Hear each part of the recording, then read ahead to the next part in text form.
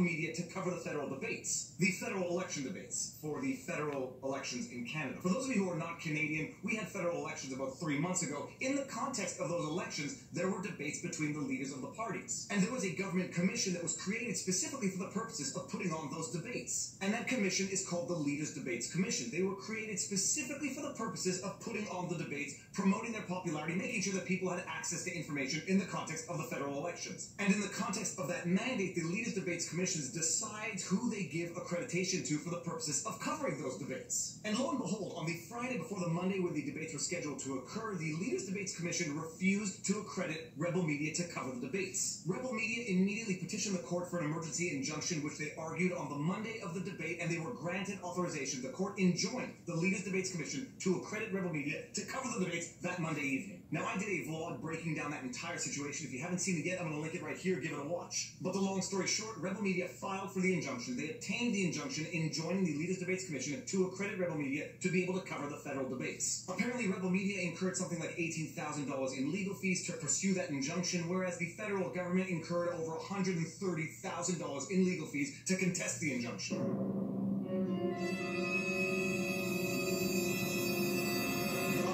$30,000 in legal fees for what apparently was a few days in court. I tell you what, it's good to be on a government retainer. And it seems that that defeat may have left a bitter taste in the mouth of Trudeau and his administration, who were re-elected in a minority government in those elections. Indeed, Ezra Levant recently posted a video which appears to be an undercover recording of him being investigated by 2 agents of Elections Canada. And we'll get into that video in a second, but apparently Ezra Levant is under investigation for having written a book and advertised for that book in the context of an election period. And apparently these agents of Elections Canada are investigating as to whether or not Ezra Levant and Rebel Media broke any laws as relates to the Elections Canada Act. Now, what is the Canada Election Act? It is a 2000 law that seeks to limit the amount of advertising that can be spent by interest groups in the context of elections. The validity of the law, which was initially challenged, was upheld by the Supreme Court of Canada. It is a tremendously long and complicated law, and the purpose of this video is not to get into that, save and except for the provisions that relate to what is being accused of Ezra Levant and Rebel Media. Operating on the basis of the 2-page letter that Rebel Media received from the Commissioner of Elections Canada, this is what is being accused of Rebel Media. Dear Mr. Levant, pursuant to subsection 510...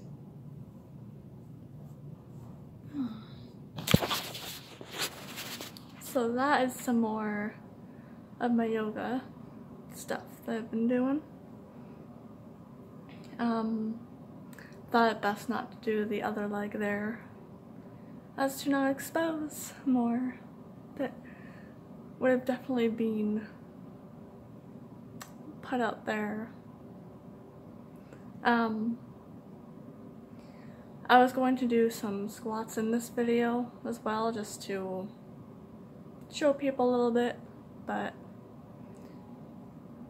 I realized with what I'm wearing it would have shown too much, so can't do that. Not today, at least.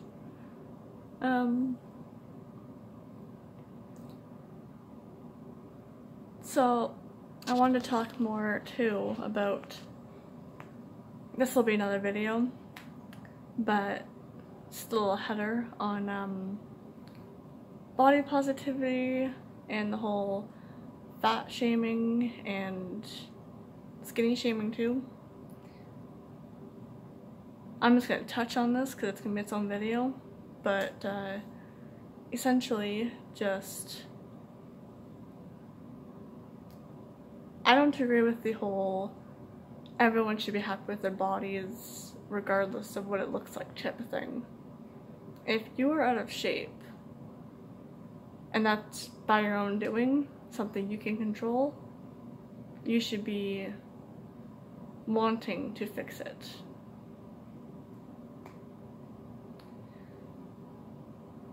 It's the whole being 200-300 pounds, whatever, overweight, and that being something you can control, but not wanting to, is just ridiculous to me. Like, it's just not healthy. And then expecting others to accept you as unhealthy, or to not comment on it when you specifically put yourself in a situation to be commented on is also ridiculous. And it's clearly just trying to get some kind of response. Which again, I'm getting too much into this because it's going to be its own video.